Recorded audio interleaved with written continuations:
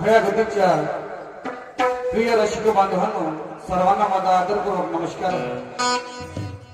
आज बोरगाव या गावामध्ये खरं तमाशाचं आयोजन केलं आणि आम्ही सर्वप्रथम तुमचे भाग्य समजतो की या गावामध्ये प्रथमतः हा दुय्यमचा कार्यक्रम या ठिकाणी साजरा होता आणि यासाठी या गावातील सर्व आयोजक तसेच माझे सरपंच साहेब, ग्रामपंचायत सदस्य, पोलीस पाटील या सर्वांचे अभिवादन करतोय की या गावकऱ्यांच्या सहकार्याने आणि या आयोगाच्या सहकार्याने या ठिकाणी कार्यक्रमाचं आयोजन केलं आणि या ठिकाणी ते पार पडत आहे। तर बांधवांनो,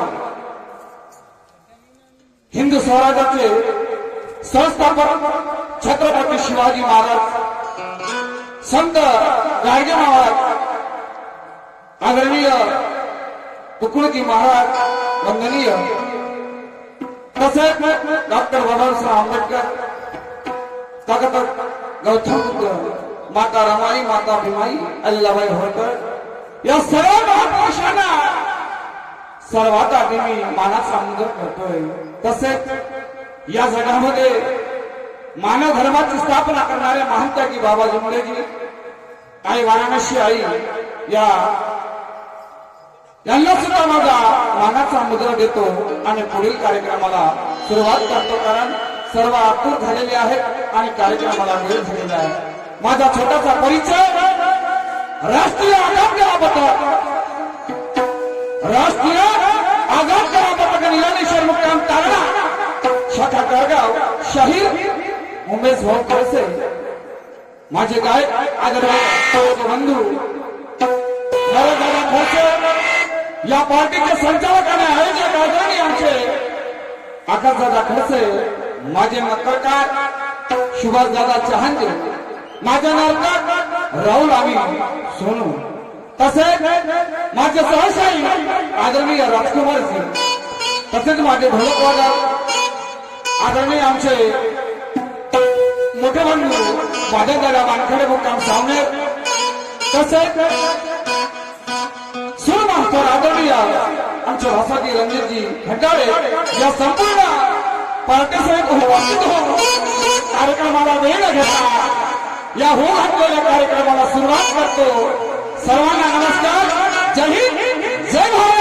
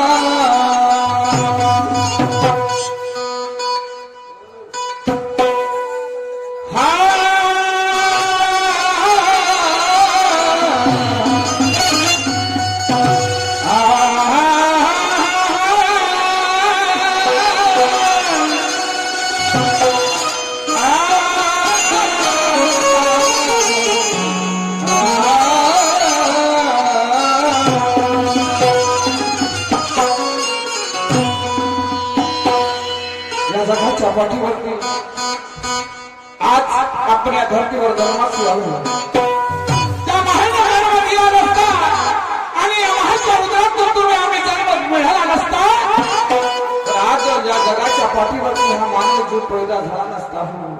अरे हा पिया म्हणून जेवण करतो, हा पिया म्हणून जेवण करतो, ही दोन पाय दिले म्हणून या धर्तीवर चालतो आणि हे दोन डोळे पिया म्हणून सारं जग पाहतो। त्या परमेश्वराने आम्हाला तुम्हाला घडवला नसता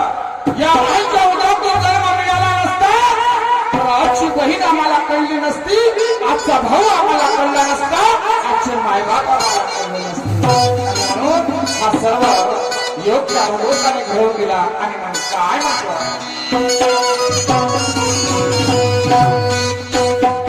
आहादी वंदन तुला गणराया,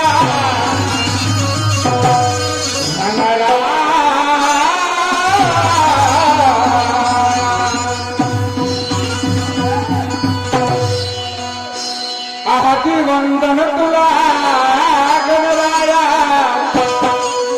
आले धावून मी तव पाया, करशील माझ्यावरी तू छाया, गहा करून गा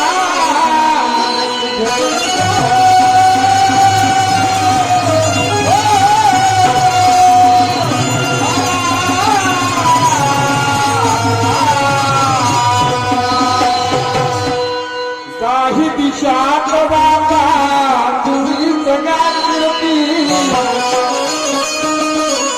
ही काही दिशात बाबा तुझीच गाती, जिकडे तिकडे बाबा तुझे नाव घेती, सारे जगात तुझी स्तुती हे रंगले.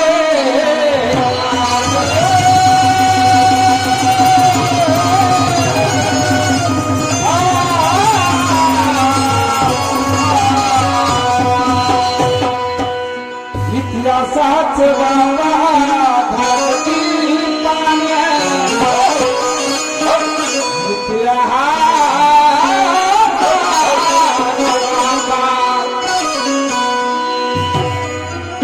इतिहासाच बाबा धरती पाण्या, सगळी तुझी कीर्ती महान,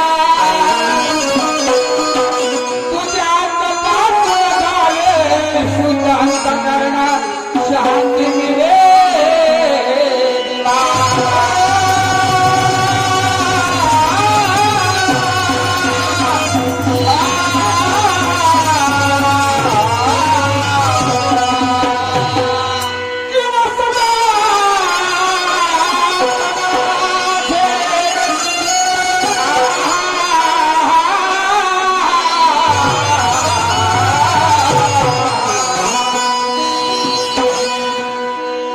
वसतात माझे परस्वामजी मरदानी दाना, कवी गोपी चंदाने भोर पादरास पाना, शाही में सगळं गायनी निशाना आप गो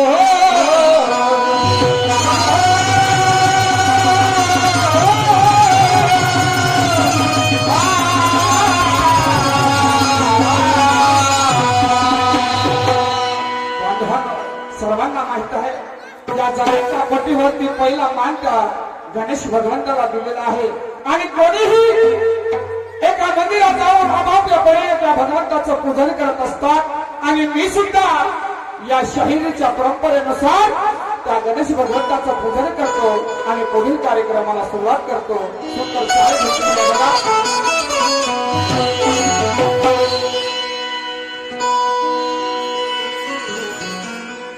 अरे हम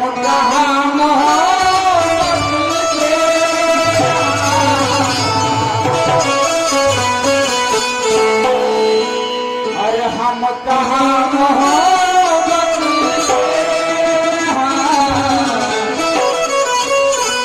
अरे किस मंद हो से डरे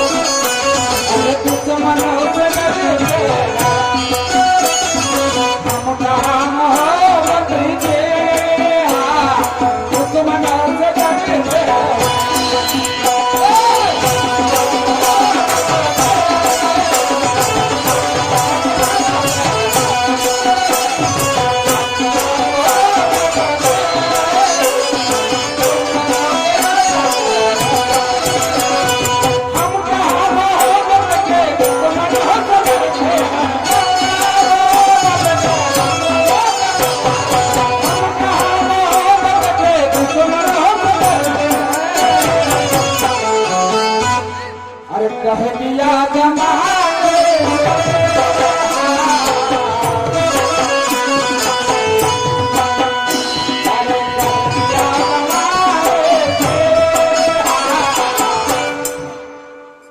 कह दिया जमाने तुझसे प्यार करेंगे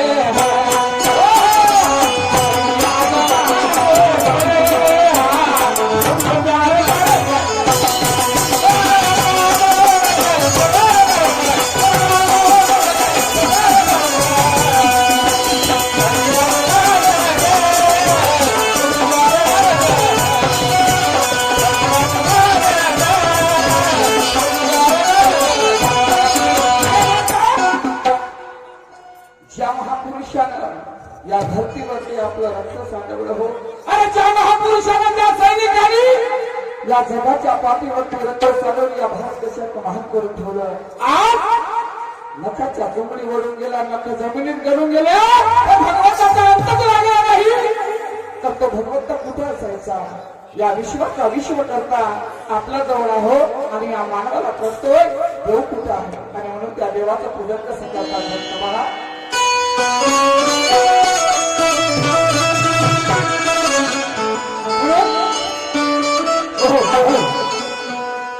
विश्वाचा तू करविता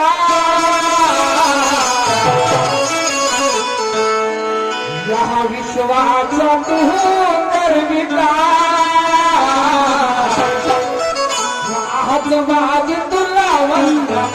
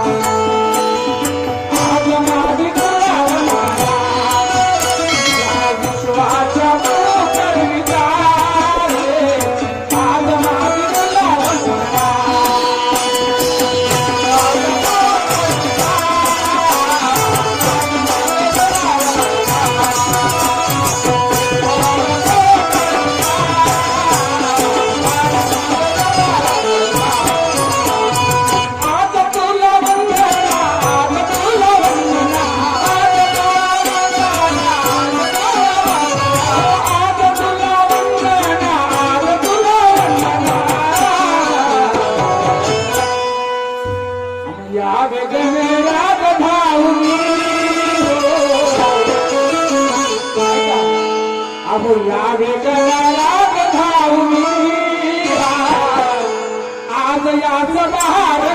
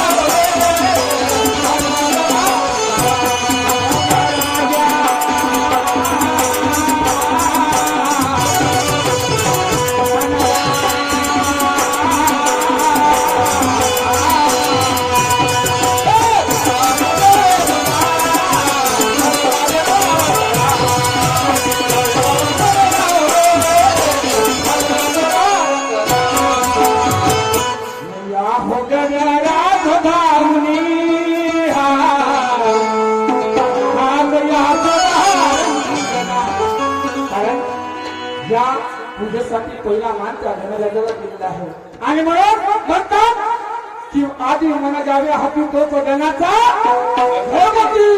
अरे या मना हे मन जर आपल्या हातामध्ये असलं मन जर आपल्या काबूमध्ये असलं तर देवाची भक्ती झाल्याशिवाय राहणार नाही. पण मन जर विचलत असलं तर मग किती देवाची पूजा करायची पूजा साध्य होईल का नाही.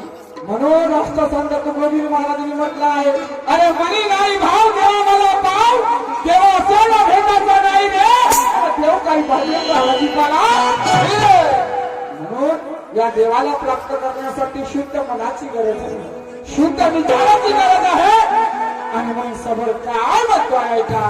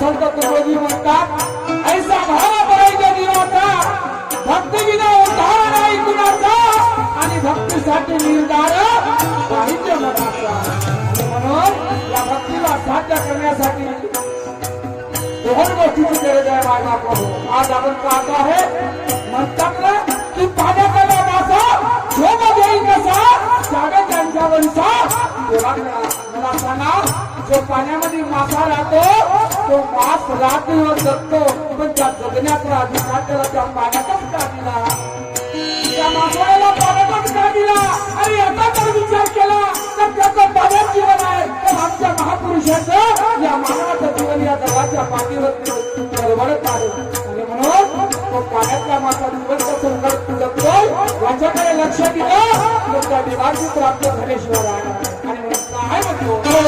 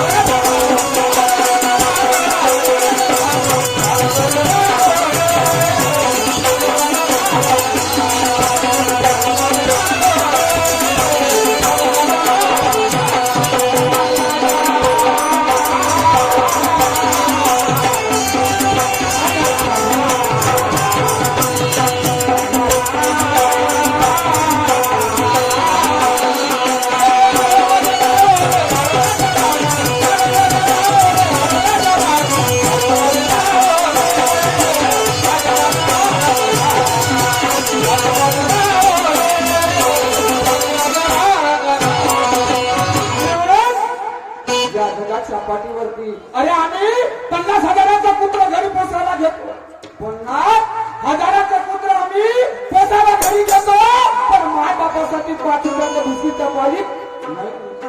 किती परिवर्तन झालं या काळात सांगा. 50,000चा कुत्र आम्ही घरी पोचण्यासाठी घेतो, पण माय खात्यावर पडली 5 रुपये पोरग तुला बिस्किटचा पोळा नको. काय झालं म्हणून माझ्या माय बापाने या माता पितावाने कोणीच गुणवान नाही. अरे ज्या मायने रात्र दिवस कष्ट केले, ज्या बाबांनी रक्ताचं पाणी केलं, ज्या बाबांनी रात्रीचा दिवस केला कोणासाठी? या पोरासाठी. की म्हातारपणी ह्या दूधभर तरी पाणी देईल. आणि म्हणून माता पित्याची सेवा हीच खरी ईश्वर आहे. या देवीच्या सामन्यात आज या महाराष्ट्रामध्ये तर या भारतभर त्यांचं नाव चालतं अशा आमच्या विरोधात लाभलेल्या मान्यवर शाहीरा सोनूबाई गायधनी भाऊ. का नाव घेतानाच मला असं वाटतं का माझा धोतर मला होतो का? कारण हा राजा बरोबर का बघू एवढं हा बघ तिच्या बरोबर. आणि बाईचा रोजचा चालू आहे कार्यक्रम. आता बाईला फुरसत नाही, पण वेळ दिलेली आहे. आमच्या बोर्डामध्ये या ठिकाणी दुय्यमचा सामना बसला तर रीतिरिवाजाने या दोघांच्या सामन्यामध्ये एकामेकावरती प्रश्न डाव केला जातो. तर मॅडमजी जिथं कुठं असाल तिथून आपले काना खुले करा आणि माझ्या प्रश्नाकडे लक्ष द्या. एका विदेशामध्ये एक राजा राहत होता. विदेशामध्ये एक राजा राहत होता आणि त्या राजाच्या राज्यामध्ये त्या विदेशामध्ये एक राजा होता आणि त्या विदेशामध्ये ज्या बाया त्या विदेशामध्ये राहत होत्या त्या तिथल्या बाया राख आणि गाऊन घालत होत्या. तुम्ही बाई एक स्त्री आणि स्त्रीच्याच माध्यमातून मी तुम्हाला प्रश्न करतो. एका विदेशामध्ये एक राजा होता आणि त्या विदेशामध्ये त्या बाया फ्राक आणि गाऊन घालत होत्या, तर त्या बायाचं अर्धांग दिसत होतं. अर्धांग त्या बायाचं दिसत होतं. आता दिसता दिसता तो राजा आपल्या भारतामध्ये आला. तो राजा आपल्या भारतामध्ये आला आणि आल्याच्या नंतर या भारतातल्या बाया त्याला साडी घालून दिसल्या. आपल्या भारतातल्या बाया त्याला साडी घालून दिसल्या, सुंदर दिसू लागल्या, मानवाईत दिसू लागल्या. तेव्हा तो राजा विचारात पडला. अरे म्हणे माझ्या विदेशामध्ये आमच्या बाया फ्राक आणि झोका घालतात, गाऊन घालतात, तर आमच्या बायांचं अर्धांग दिसते. पण मी या भारत देशामध्ये आलो तर इथली नारी म्हणजे बाई सुशिक्षित दिसते, आदर करणारी दिसते, बाईच्या खांद्यावरती पदर दिसते. म्हणे नाही. त्या राजाने विचार केला. त्या राजाने मनामध्ये खूप विचार केला आणि त्या भारतातली एक साडी घेतली. मॅडमजी त्या भारतातली एक साडी घेतली आणि ती साडी आपल्या विदेशात घेऊन गेला. हे साडी भारतातली घेतली आणि तो आपल्या विदेशात घेऊन गेला. आता गेल्याच्या नंतर ते साडी एका बाईला घालण्याकरता दिली. ती साडी नेल्याच्या नंतर आपल्या विदेशामध्ये त्या बाईला घालण्याकरता दिली आणि जशी ती साडी त्या बाईला घातली तर ती बाई आदरपूर्वक दिसायला लागली, सुंदर दिसायला लागली, आदर्श कोणासमोर तिचा येऊ लागला. तर मॅडमजी विचारायचं असं आहे की ज्या राजाने भारतातली साडी नेली आणि ज्या बाईला ती घालायला लावली तर ती भारतातली पहिला स्त्री कोणती? भारतातली पहिली स्त्री साडी घालणारी कोण? तो राजा कोण? आणि ज्या विदेशामध्ये तो राहत होता त्या देशाचं नाव काय एवढं तुम्हाला सांगून द्यायचं. आणि समोर कार्यक्रम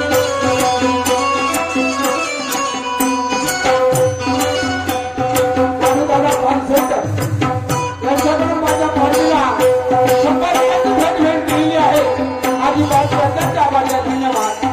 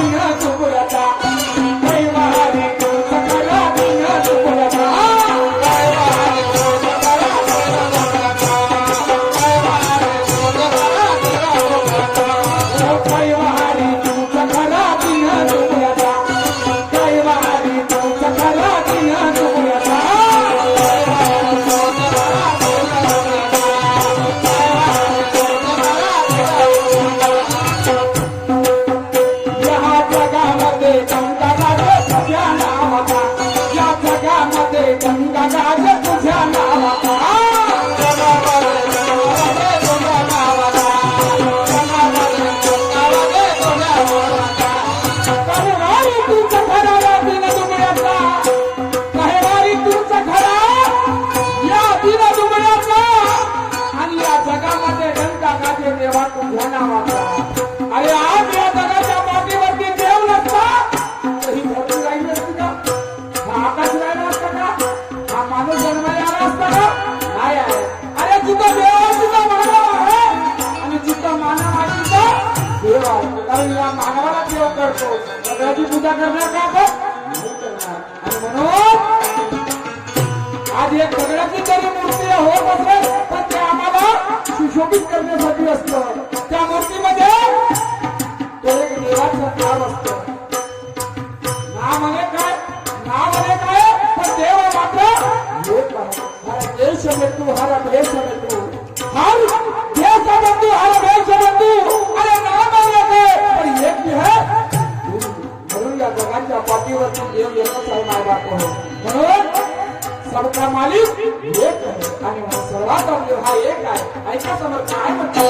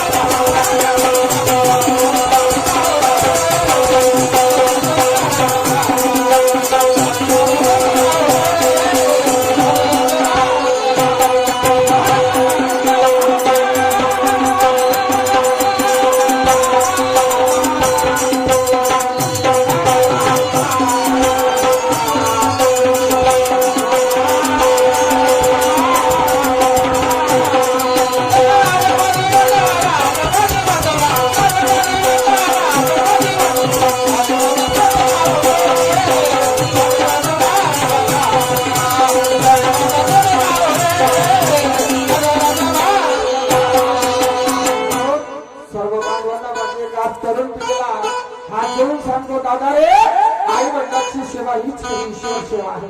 आणि म्हणून या जगाच्या पाठीवरती आपला नातं लक्षात ठेवा. आज वेळ अशी आली हो, या जगामध्ये वेळ अशी आली की आपण आपलंच ओळखू शकत नाही. आपण आपलंच ओळखू शकत नाही आणि स्वतःची बहीण आम्ही ओळखू शकत नाही. काय अर्थ या मानवी जीवनाला येऊन? काय अर्थ या मानवी जीवनाला येऊन? काय अर्थ की सध्या भाईची ओळख नाही, सध्या बहिणीची ओळख नाही. काय अर्थ जन्म घेऊन आणि मेलं त्या कामाचं? पण असा पाप करून जीवन जगण्यापेक्षा मेलं त्या कामाचं नाही. म्हणून विचार करा, त्या पापाची भावना या मनामध्ये ठेवू नका. अरे देव कधीही तुमच्या पाठीशी आहे आणि तो धावून आल्याशिवाय राहणार नाही. आणि म्हणून शेवट काय म्हणतो आहे